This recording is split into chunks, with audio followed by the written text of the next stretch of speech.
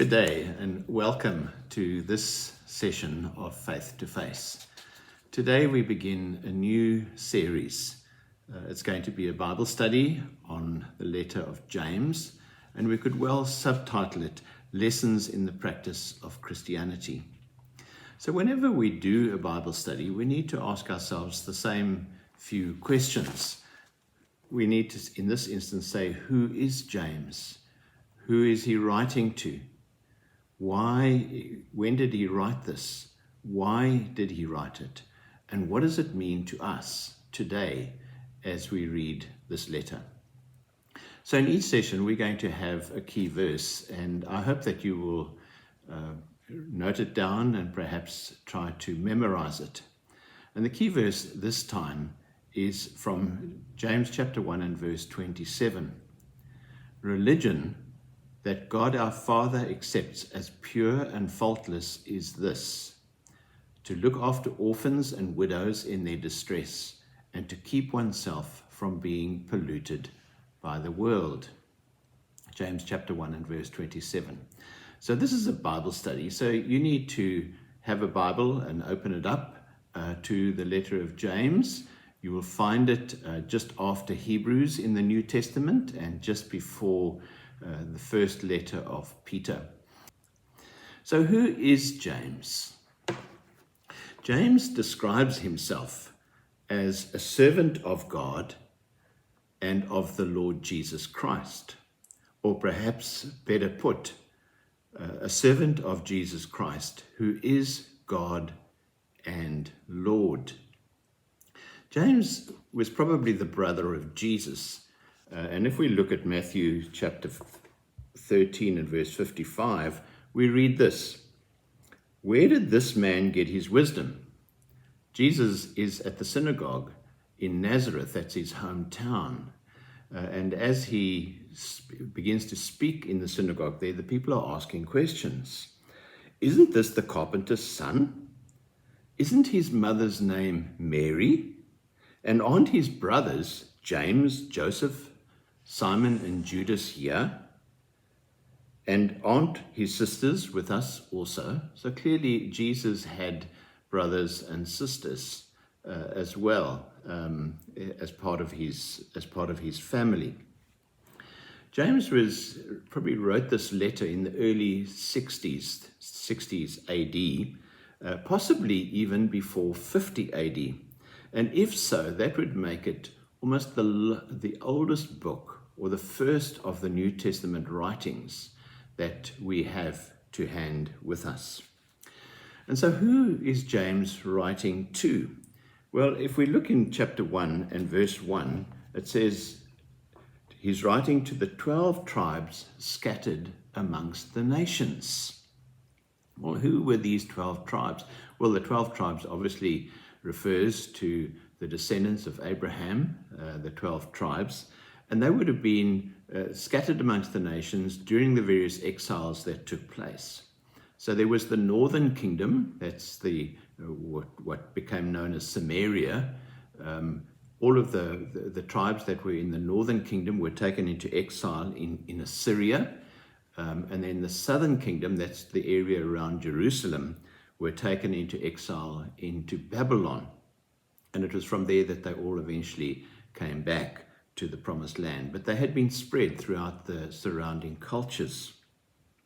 But ultimately, as we read this letter, even though it has a lot of Jewish context in it, it is a letter to Christians. It is a letter to the Jewish Christians, to those Jews who had accepted Jesus as the Messiah for whom they had been waiting, and that he is now arrived. And they are the people to whom he is writing. So James is addressing all Christians all around the world, all of those who have been separated from their true promise at this time, within all of the pressures and the persecutions that life brings to them. God's people by faith, who have been dispersed throughout a menacing and testing world, those who have been redeemed by the blood of the Lamb but have not yet been called home. It's written to a people who are still feeling the weight of life's pressures, the lure of the world's temptations, and the insidious encouragement to conform to the standards of the pagan environment in which they find themselves. So in that sense, it is a letter to Christian believers in every place and of every age. It is a letter to us. As we read through this letter, and we will gradually work our way through the letter over the next 10 weeks, but as we read it, we begin to see something in it that we notice that James seems to be more of a preacher than a writer in the way in which he describes things, in the way in which he calls people to things. So some have said that it is a collection of sermon notes that have been put together by someone else, or perhaps by James himself. And yet, even if it is a collection of sermon notes, it has a clear plan. It has an introduction. It has a subdivided central section and a conclusion that takes us right back to the beginning where we started, and also takes into account all of the teaching that we have learned along the way. And so as we look at the letter, at the introduction and at the conclusion, we see in the introduction that James tells us about the need for us to be patient and also to be a people at prayer in all of the circumstances of our lives. And then if we go right back to the conclusion at the end of chapter 5, we see he says that we have a need to be patient and to pray, but also to care for others in all of the circumstances of our life. So that's the introduction, and it is the conclusion. And then we have this very broad central section, which we might well define as being birth, growth, and development. 3 points that he's raising with us. So in birth, he's telling us that though our old nature remains active, the Father has brought us to new birth by his word. The new birth doesn't solve the conflicts that we have, nor does it give us automatic victory over the things we face. It does not put us beyond temptation, nor does it avoid the possibility of us falling. Indeed, what new birth does is it brings us right into the battle arena, so that by endurance we might grow. And that's the second point, grow. It says we grow by hearing, receiving, and obeying the word. So when he talks about hearing the word, if we look at chapter 1 and verse 19, he says, "My dear brothers, take note of this. Everyone should be quick to listen, slow to speak, and slow to become angry." And then we receive the word, he says in verse 21, "Therefore get rid of all moral filth and the evil that is so prevalent, and humbly accept the word that is planted in you, which can save you." And then we are called to obey the word. So verse 22 to 25, "Do not merely listen to the word," it says, "and so deceive yourselves. Do what it says. Anyone who listens to the word but does not do what it says is like a man who looks at his face in a mirror, and after looking at himself goes away and immediately forgets what he looks like. But the man who looks intently into the perfect law that gives freedom and continues to do this, not forgetting what he has heard, but doing it, he will be blessed in all that he does." So in a sense, he's telling us that we need to have this sense of perseverance.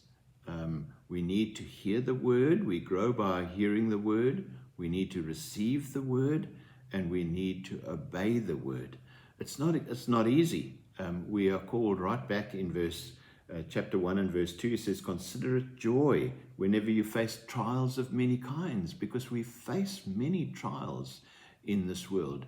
And James is giving us a way in which we can cope with all of those trials that do come our way. And in verse 12, he says, blessed is the man who perseveres under trial. It's not a rose garden. You remember that song, I never promised you a rose garden. Well, it's like that. With James, he tells us that the road that we follow when we choose to follow Christ is uphill, and it's all the way uphill. And ultimately, as we walk that path, as we walk that journey, we will find ourselves in the glorious promise of what God has promised us. So that's birth and that's growth. And then development, the third part of it. Our maturity, he tells us. How do we know that we've actually developed? Through our new birth and through the growth that happens to us. We mature. And what does that then look like? Well, he says that we will have a controlled tongue. So chapter 1 and verse 26 says this, if anyone considers himself religious and yet does not keep a tight rein on his tongue, he deceives himself and his religion is worthless. So the first sign of our maturity is the way in which we are able to control our tongues. The second point is the care that we have for the needy. And so in verse 27 of that same chapter, he says, religion that our God, our Father, accepts as pure and faultless is this, to look after orphans and widows in their distress. And then the third point is having a personal purity of life. And so in verse 27, he concludes that by saying that we need to keep oneself from being polluted by the world. Now, the next couple of chapters, the kind of central section of James's letter, deals with those three things. And so the tongue is dealt with in chapter 3 and verses 1 to 12. The care of the needy is dealt in chapter 2, verses 1 to 26, and then the need to have a personal purity of life is dealt with for us in chapter 3, verse 13 to chapter 5 and verse 6, a fairly long session. So let's just look at some of those three things in a little bit more detail. A doctor often looks at our tongue to check our physical health. How many times have you been to the doctor and he takes his little piece of wood and he asks you to stick your tongue out and say, and then he tests to see what your health is like as a kind of a first sign of what you have. And so James is saying to us that the tongue is the key to our spiritual well-being. So if we look at Psalm 34, for example, we read this. Psalm 34 and verse 12 says, whoever of you loves life and desires to see good days, keep your tongue from evil and your lips from speaking lies. That's really a good point for us, that the tongue is the first sign of our spiritual health, the way in which we are able to control our tongues. And so just as a brief overview of the tongue as is described for us in chapter 3 and verses 1 to 12, James gives us some examples. He says the tongue is like a horse. And if you can bridle, if you have the bit in the horse's mouth, you can control it. So he says if we can master the tongue, we can control the energy of our lives. And then he also draws an analogy of a ship. He says, even though a ship has a very small rudder, it can steer the ship in a direction. So the tongue can also help us steer ourselves, our way, through all of the circumstances of life. And then he draws another analogy of the tongue like a fire. He says, we can set limits to the fiery and destructive forces within our sinful nature when we are able to control our tongues. And it's really important part of what we're going to learn from James's letter is about our speech and how we control what we say with our mouths. We must control our tongues. The holy life is our direct responsibility, and the heart of the holy life is, in fact, our tongue. The next one part of it is the care of the needy, which is chapter 2 and verses 1 to 26. Just a brief overview. At the heart of the church in Jerusalem was a care for each other so that they could truly say that there was not a needy person amongst them. Nothing was held back in the face of the prior consideration of lifting one another's burdens. That didn't mean that private ownership was disallowed, or even that there was some kind of Christian communism in operation. What it meant is that people were ready and able, willing and able to share what they had. And the selling of goods to distribute to all, as we see in the book of Acts, was not to dispossess them of their possessions, but to meet the needs of other people. And this whole idea of the poor and the rich is a recurring theme throughout James's letter. He talks also about, how difficult it is for the rich to enter the kingdom. Jesus spoke about that as well. You see, affluence can breed arrogance. And arrogant people or very wealthy people can assume a right to special treatment, or even that they have a wisdom that comes because they have wealth. And none of that is really true. But as we read through James's letter, indeed through the whole Bible, we see that the poor are God's special target of attention, God's special target of his love. And the fruits of poverty, in spiritual terms, can actually be very great. And we need to remember, those of us who have things, is that we hold our possessions in trust for the needy. So we're going to have two questions at the end of the session, and I'll just give them to you now so that you can begin to think about them. The first question is, has our concern to meet people's need yet reached the point where we would hold nothing back if it could be used to dispel the need from our fellowship? And the second question is this: do we realize that meeting needs is not peripheral to our faith, but central to it? You see, giving should not be measured by how much we give, but by how much we hold back. You remember Jesus' story about the widow's mite. And then finally, in the central section, we have the call to a personal purity of life, chapter 3, verse 13 to chapter 5 and verse 6. We are called to a Christian lifestyle. We need to live a holiness that is lived out in the world, but which marks us off from it. It's not a reactive separation from past generations, but positive Christian standards, which are an obedient response to the Word of God. That's really what James is inviting us into as we journey with him in this practice of Christianity. And so in chapter 3, verse 13, he talks about a good life. He talks about deeds that are done in humility. The next verse, chapter 3 and verse 14, he talks about avoiding bitter envy and selfish ambition.